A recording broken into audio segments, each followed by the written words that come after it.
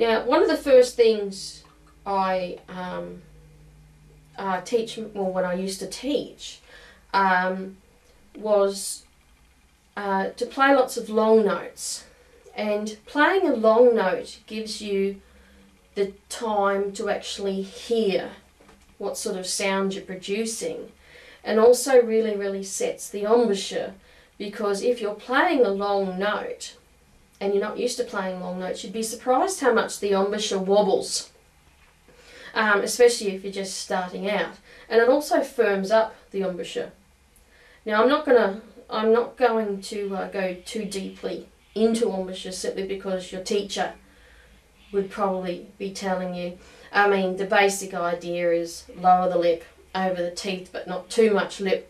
You know, the top lip should be firm, but not, you mean, you can go double lip embouchure if you want, but you really mash up your top lip and firm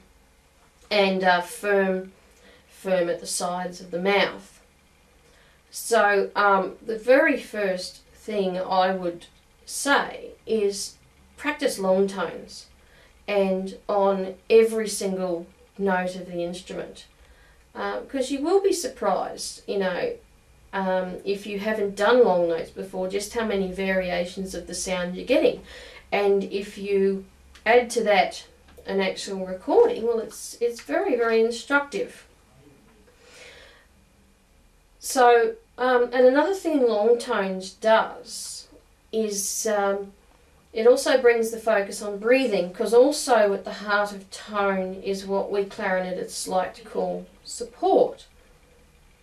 Now, for those that aren't completely clued up on the biology of breathing, when people tell you to use your diaphragm when you're playing, that's not a good idea. It's bullshit. Excuse me if you're offended by my French. Because that does more harm than good. Because the diaphragm is largely an involuntary muscle, because you don't think about breathing 24 hours a day. And I don't think you should think too much about breathing when you're playing. It just should be a natural thing, because the thing is, when you're breathing out, the diaphragm is actually elongating. It's relaxing in order to push the air out. It's an interesting paradox that the diaphragm contracts to allow you to breathe in, and then it expands and relaxes when you breathe out. So it's not the diaphragm that's, you know, that it's just relaxing. So, and that means students, you know, they tense all their tummy muscles and can lead to all sorts of problems. And really the air is pushed out by your intercostal muscles. And I must admit, I don't have any breathing problems anymore. I know that in performance you can get dreadfully nervous, and when you get nervous you breathe, you know, very short breaths, and very laboured, and you can actually get the situation where you're breathing in so much you forget to breathe out, and then you just about blow up like a balloon. And I'm not the best proponent of, you know, sitting up and getting a lung full of air, because the thing is, I don't think it should matter what position you're in when it comes to making sound.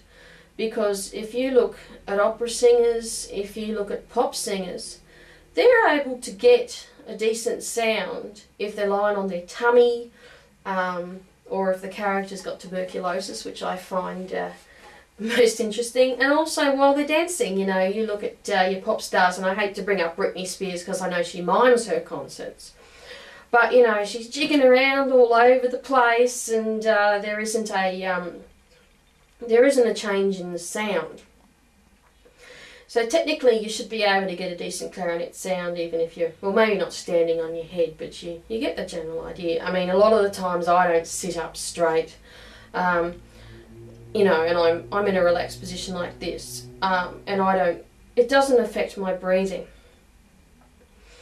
So really breathing should be very relaxed, and I think by testing yourself on long tones, you get an idea of how long you can play without needing to take a breath.